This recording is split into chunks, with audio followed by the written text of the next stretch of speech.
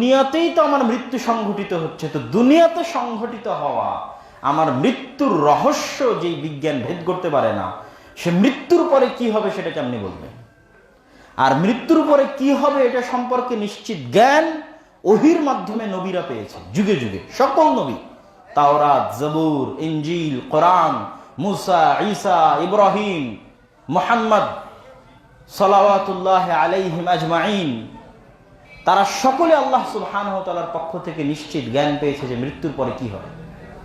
এই জন্য তাদেরটা যারা গ্রহণ করবে তারাই বুদ্ধিমান। আর যারা অনিশ্চিত গন্তব্য, যদি বিজ্ঞান নিশ্চিতভাবে প্রমাণ করতো যে মৃত্যুর পরে কিছুই নাই, তাহলেও অন্তত হতো, কিন্তু এতটুকু প্রমাণ করার ক্ষমতাও বিজ্ঞানের নাই, তাহলে এটা অনিশ্চিত গন্তব্য। সেই জায়গায় নবীরা নিশ্চিতভাবে সংবাদ দিচ্ছে মৃত্যুর পরে কি হবে, কিয়ামত কিভাবে হবে, জান্নাত কি, জাহান্নাম কি, আল্লাহ সুবহানাহু ওয়া তাআলা কোথায় আছেন, আমাদেরকে কে সৃষ্টি করেছে, গায়েবের সকল তথ্য নবীরা নিশ্চিতভাবে দিচ্ছেন, যেটা বিজ্ঞানের পক্ষে সম্ভব নয়। সুতরাং বুদ্ধিমান কে? যে নিশ্চিত তথ্যের উপর বিশ্বাস স্থাপন করে তার জীবনকে সাজাচ্ছে। আর পাগল বোকাকে যে অনিশ্চিত গন্তব্যের পথে নিজের এই সময়টাকে ধ্বংস করে দিচ্ছে। সম্মানিত উপস্থিতি, তাহলে আমরা বলছিলাম যে ইসলাম হচ্ছে জ্ঞানের ধর্ম।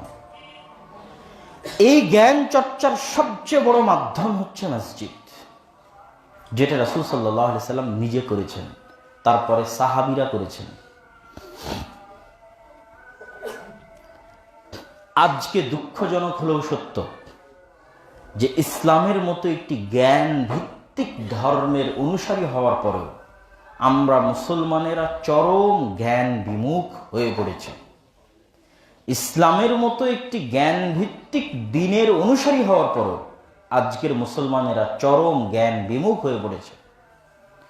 ইসলাম কেন বললাম জ্ঞান ভিত্তিক? আল্লাহ সুবহানাহু ওয়া তাআলা কোরআন মাজিদে বলছেন, ইকরা বিসমি রাব্বিকাল্লাযী খালাক, পড়ো তোমার প্রতিপালকের নামে। কোরআন শব্দের শাব্দিক অর্থ কি? পড়া। কোরআন নাম রাখাই হয়েছে এই কারণে যে এটা পড়া হয়। এবং আমার ধারণা যে পৃথিবীতে পড়া এবং লেখার সূচনা, জ্ঞান এবং গবেষণার সূচনা মুসলমানদের হাত দিয়ে হয়েছে, যা ঐতিহাসিকভাবে প্রমাণিত। তাহলে এইরকম একটি জ্ঞান ভিত্তিক, পড়া ভিত্তিক দ্বীনের অনুসারীরা আজ চরম জ্ঞান বিমুখ। আর যারা একসময় জাহেল ছিল, মূর্খ ছিল, তারা মুসলমানদের এই জ্ঞানগুলো নিয়ে চলে গেছে তাদের দেশে। এর অসংখ্য আলামত পাবেন।